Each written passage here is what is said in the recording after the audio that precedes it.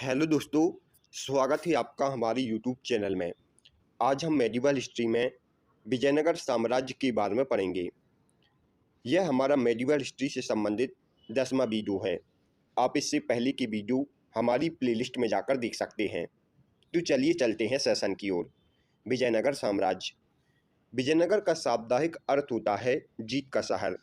विजयनगर साम्राज्य की स्थापना 1336 ईस्वी में हरिहर व बुक्का नामक दो भाइयों ने की थी, जो 5 भाइयों के परिवार के अंग थे। हरिहर और बुक्का ने विजयनगर साम्राज्य की स्थापना विद्यारण्य संत से आशीर्वाद लेकर की थी। उन्होंने अपने पिता संगम के नाम पर यहाँ संगम राजवंश की स्थापना की। विजयनगर साम्राज्य की राजधानी हम्पी अर्थात हसननावली थी और इस साम्राज्य की खंडर तुंगभद्रा नदी के तट पर स्थित है और इसकी राजभाषा क्या थी? तेलुगु। विजयनगर साम्राज्य की स्थापना किसने की? 1336 ईस्वी में हरिहर व बुक्का नामक दो भाइयों ने संत विद्यारण्य के आशीर्वाद से की थी और इन्होंने यहाँ अपने पिता संगम के नाम पर संगम राजवंश की स्थापना की। इस साम्राज्य की राजधानी हम्पी अर्थात हसनावली थी और इसकी राजभाषा तेलुगु थी। हरिहर और बुक्का पहले वारंगल के काकतीय शासक प्रताप रुद्रदेव के यहाँ सामंत थे। हरिहर और बुक्का पहले कंपली राज्य के मंत्री भी थे। मोहम्मद बिन तुगलक के समय एक विद्रोही बहाउद्दीन यूसुफ को हरिहर व बुक्का ने पनाही दी थी, जिस कारण मोहम्मद बिन तुगलक ने हरिहर व बुक्का को इस्लाम धर्म स्वीकार करवाया था। बाद में दक्षिण में विद्रोह शांत कराने के लिए मोहम्मद बिन तुगलक ने इनको भेजा था, जहां उनके गुरु विद्यारण्य की प्रत्न से उनकी शुद्धि हुई और पुनः हिंदू धर्म वापस अपना लिया। जो मोहम्मद बिन तुगलक था, उसके समय में हरिहर व बुक्का ने बहाउद्दीन यूसुफ को पनाह दी थी, जिसके कारण मोहम्मद बिन तुगलक ने हरिहर व बुक्का पर आक्रमण किया और उन्हें इस्लाम धर्म स्वीकार करवाया। लेकिन बाद में हरिहर व बुक्का को संत विद्यारण्य ने पुनः हिंदू धर्म में वापस लौटाया। तुंगभद्रा नदी के तट पर स्थित अनेकोंडी के सामने विजयनगर की स्थापना की गई थी। हरिहर और बुक्का को विद्यारण्य और वेदों की भास्कर सायण से प्रेरणा मिली थी। हरिहर और बुक्का को इस साम्राज्य की स्थापना के लिए किससे प्रेरणा मिली थी? विद्यारण्य और वेदों की भास्कर सायण से प्रेरणा मिली थी। विजयनगर की बहुत राजधानियाँ थीं। विजयनगर की कौन कौन सी राजधानियाँ थीं? यह थी अनेकोंडी, वेनुगोंडी, चंद्रगिरी और हम्पी। इस पर अनेक वंशों ने शासन किया। यह वंश कौन कौन से हैं? यह है संगम वंश, सलुब वंश, तुलुब वंश और अराबिडू वंश। विजयनगर पर 4 वंशों ने लगभग 300 वर्षों तक शासन किया है। यह 4 वंश कौन कौन से हैं? यह है संगम वंश, सालुब वंश, तुलुब वंश और अराबिडू वंश। इन चारों के बारे में डिटेल से हम नेक्स्ट स्लाइड में जानेंगे। विजयनगर पर सबसे पहले संगम वंश ने शासन किया, जिसका शासनकाल 1336 से 1485 ईस्वी के मध्य में था। संगम वंश का पहला शासक हरिहर प्रथम था। हरिहर प्रथम का शासनकाल 1336 से 1356 ईस्वी के मध्य में था। हरिहर प्रथम को इस साम्राज्य का वास्तविक संस्थापक माना जाता है। इसके समय में विजयनगर की राजधानी अनेगोंडी थी। इसने 1346 में साम्राज्य विस्तार करने के लिए होयसल की विजय कर अपने साम्राज्य में इसे मिला लिया। विजयनगर साम्राज्य का वास्तविक संस्थापक किसे माना जाता है? हरिहर प्रथम को, और इसने अपनी राजधानी अनेकोंडी को बनाई थी। इसने अपने काल में होयसल की भी विजय की थी। हरिहर प्रथम के बाद बुक्का प्रथम शासक बनता है। बुक्का प्रथम का शासनकाल 1356 से 1377 ईस्वी के मध्य में था। बुक्का प्रथम ने वेदमार्ग प्रतिष्ठान की उपाधि धारण की थी। 1374 ईस्वी में इसने एक दूत मंडल भी चीन भेजा था। 1377 ईस्वी में इसने मदुरई को पराजित कर विजयनगर साम्राज्य में मिला लिया। उसने बहमनी सुल्तान मोहम्मद शाह के साथ युद्ध किया, जिसमें बुक्का प्रथम हार जाता है। इसके बाद संधि में इसने कृष्णा तुंगभद्रा दोआब को मोहम्मद शाह प्रथम को दे दिया था, जो एक बहमनी सुल्तान था। बुक्का प्रथम ने वेदमार्ग प्रतिष्ठान की उपाधि धारण की। इसने एक दूत मंडल भी चीन भेजा और मदुरई की विजय भी की थी। इसका युद्ध मोहम्मद शाह प्रथम के साथ होता है, जिसमें वह युद्ध में हार जाता है। इसके बाद संधि में इसने कृष्ण तुंगभद्रा दोआब को मोहम्मद शाह प्रथम को दे दिया।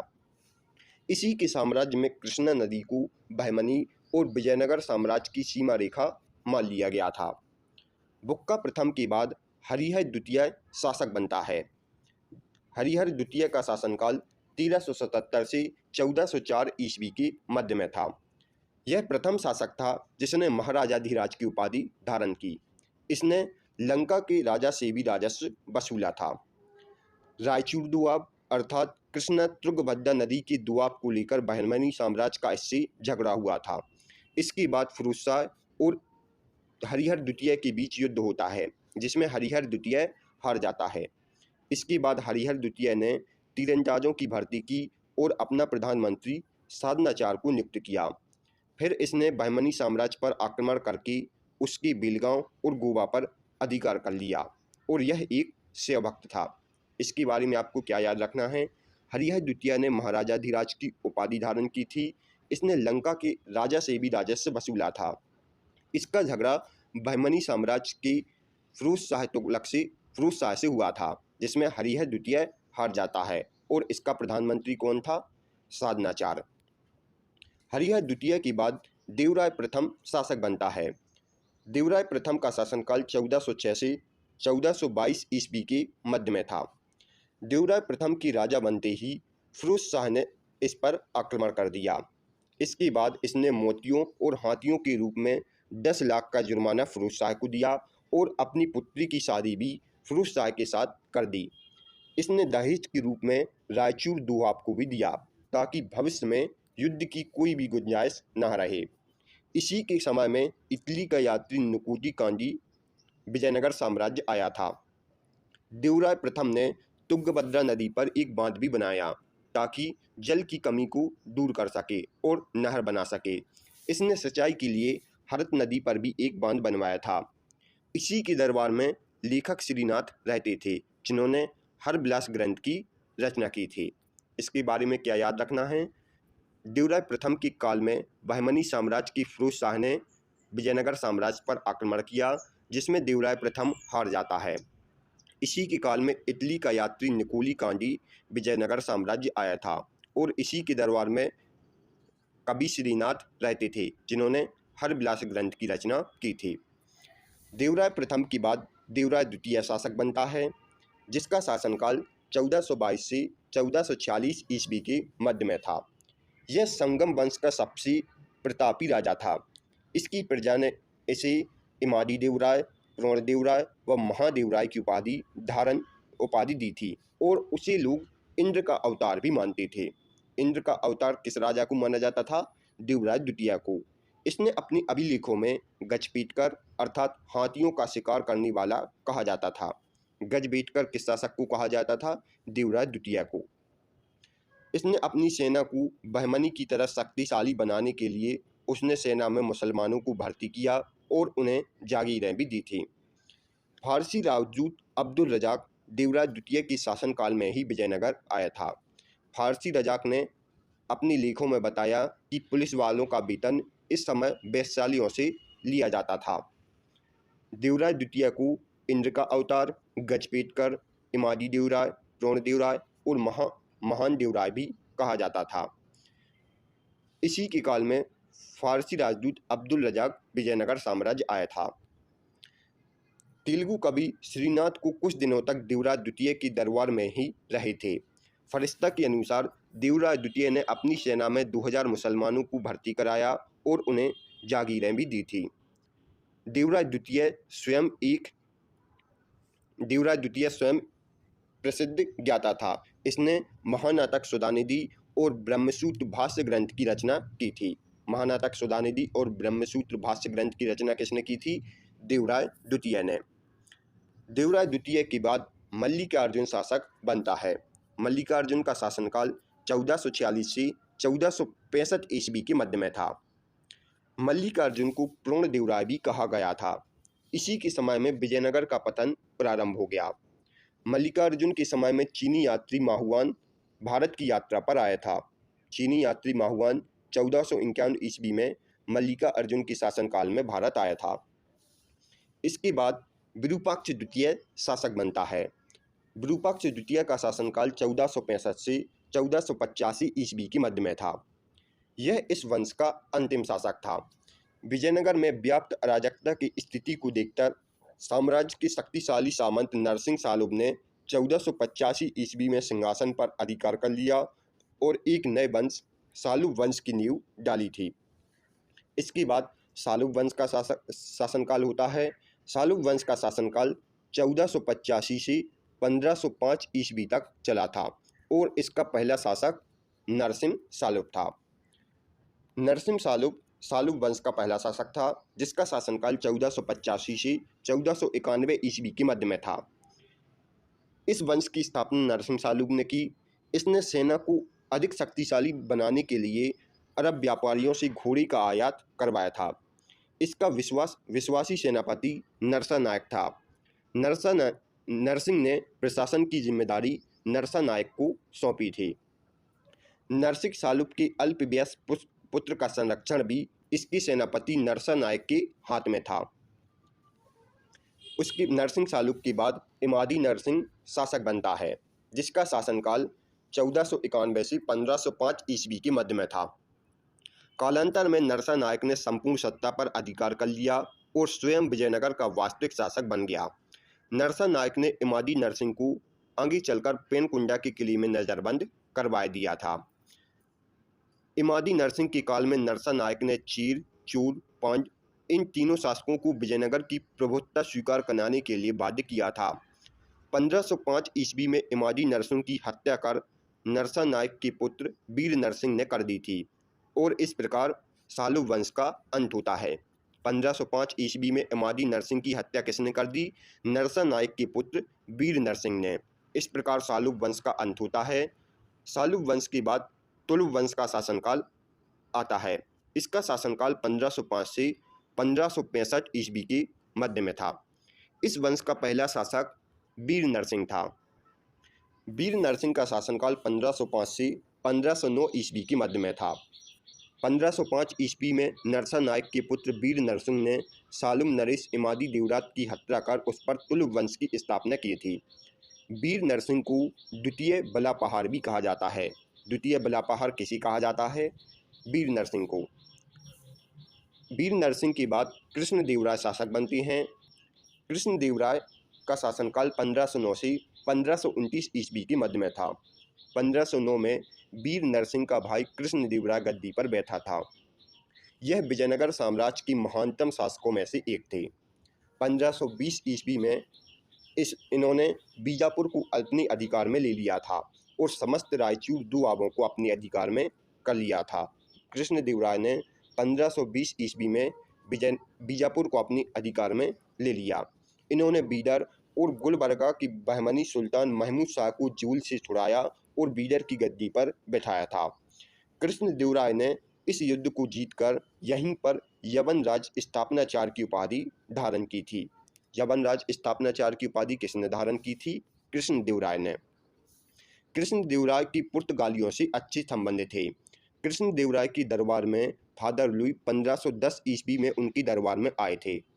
अबू कग्र ने फादर लुई को कालीकट के जमुरुन के विरुद्ध युद्ध संबंधी समझौता करने और भटकल में एक कारखाने की स्थापना करने के लिए कृष्णराय के दरबार में भेजा था।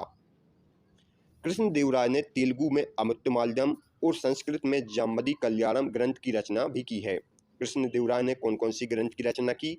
अमुक्तमाल्यदम और जाम्बदी कल्याणम। अमुक्तमाल्याद में उन्होंने राजनीतिक विचारों और शासकीय नीतियों का विवेचन किया है। अपने विद्या प्रेम और विद्वानों के संरक्षण के कारण उन्हें अभिनव भोज के रूप में भी जाना जाता है। अभिनव भोज के रूप में किसे जाना जाता है? कृष्णदेवराय को। कृष्णदेवराय का युग मंत्री एवं सेनापति सालुब तिम्बा था। कृष्णदेवराय का सेनापति कौन था? सालुब तिम्बा। बाबर ने अपनी आत्मकथा बाबरनामा में कृष्णदेवराय को भारत का सबसे शक्तिशाली राजा बताया था। कृष्णदेवराय के शासनकाल में ही पुर्तगाल यात्री डोमिस पायस 1515 ईस्वी में विजयनगर साम्राज्य आया था। डोमिस पायस किसके काल में विजयनगर साम्राज्य आया था? कृष्णदेवराय के काल में 1515 ईस्वी में।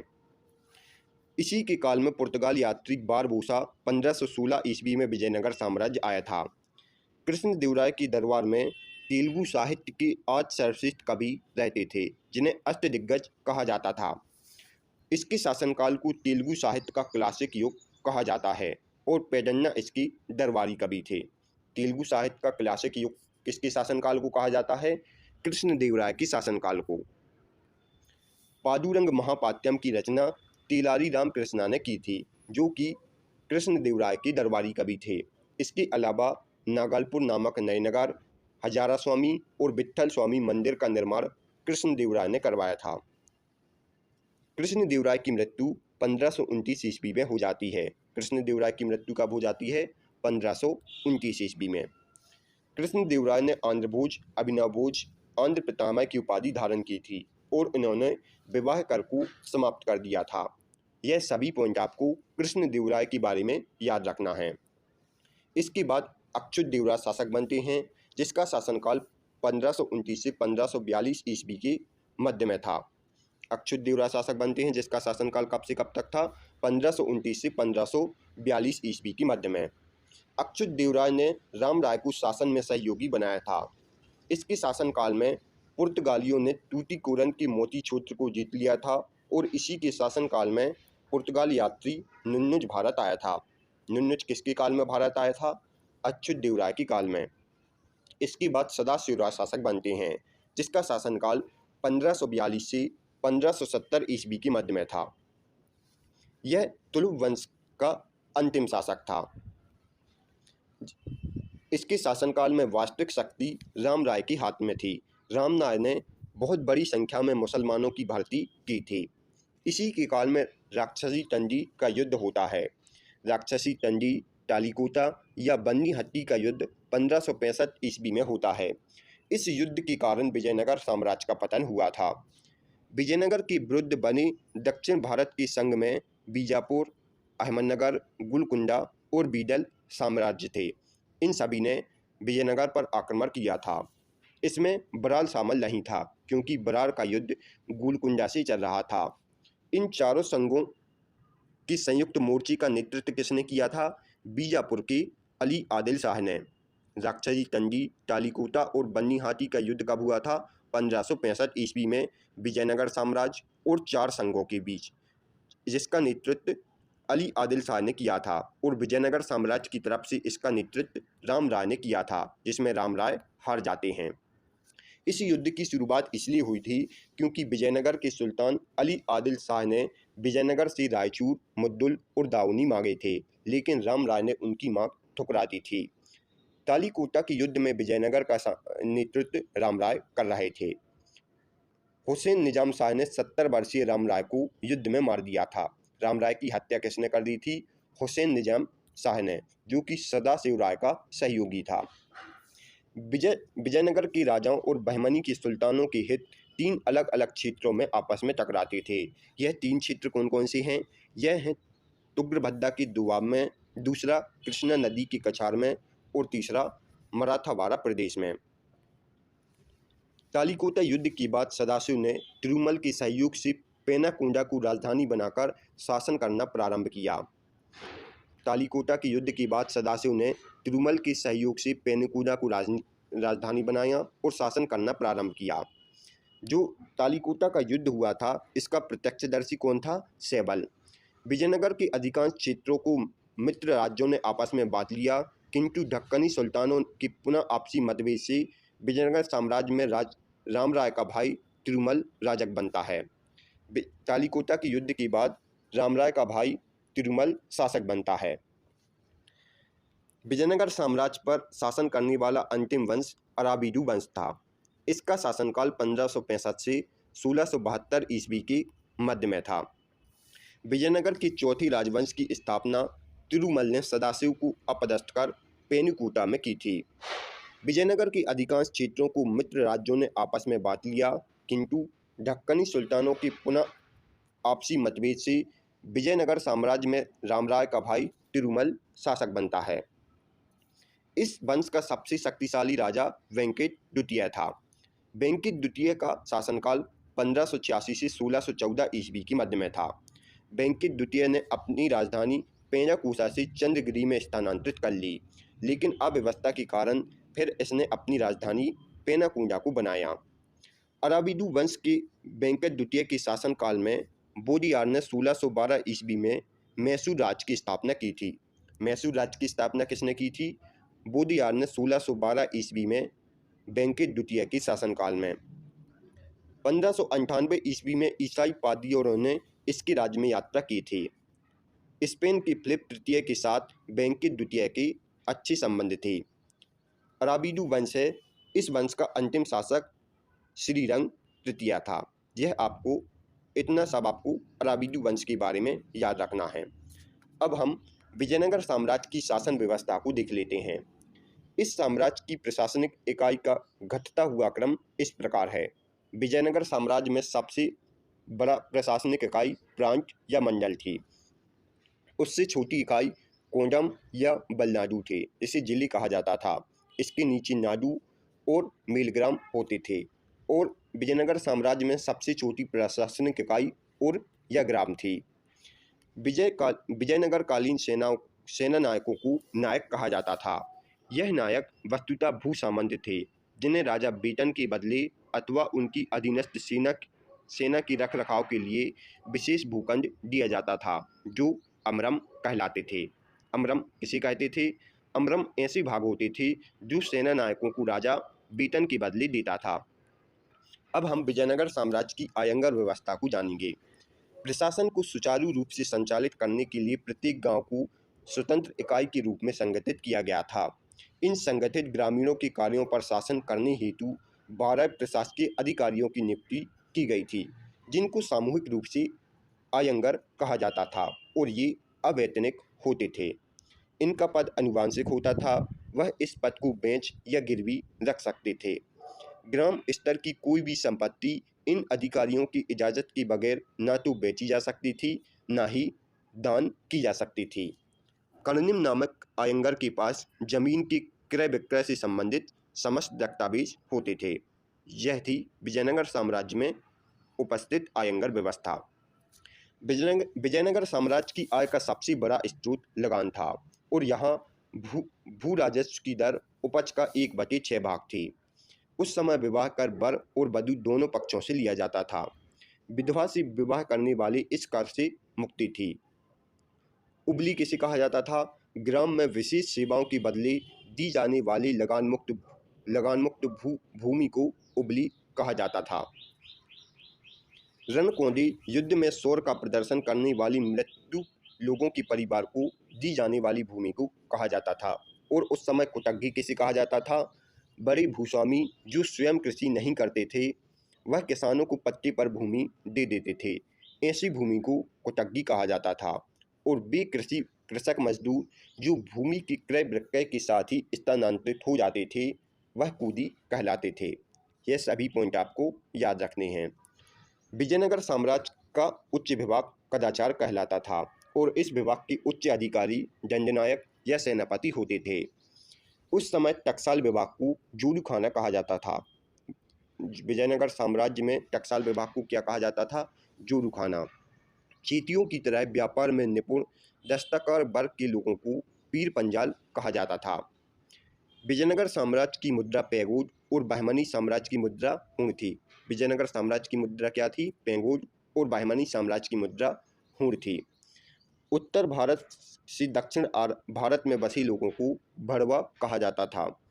विजयनगर में दास प्रथा भी प्रचलित थी। उस समय मनुष्यों की क्रय विक्रय को बेसबक कहा जाता था। मंदिरों में रहने वाली स्त्रियों को देवदासी कहा जाता था।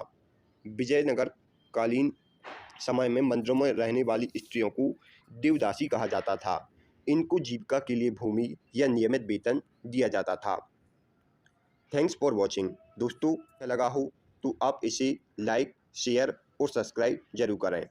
आप हमारे इस वीडियो से रिलेटेड PDF को हमारे टेलीग्राम ग्रुप से डाउनलोड कर सकते हैं, जिसका लिंक डिस्क्रिप्शन में दिया गया है।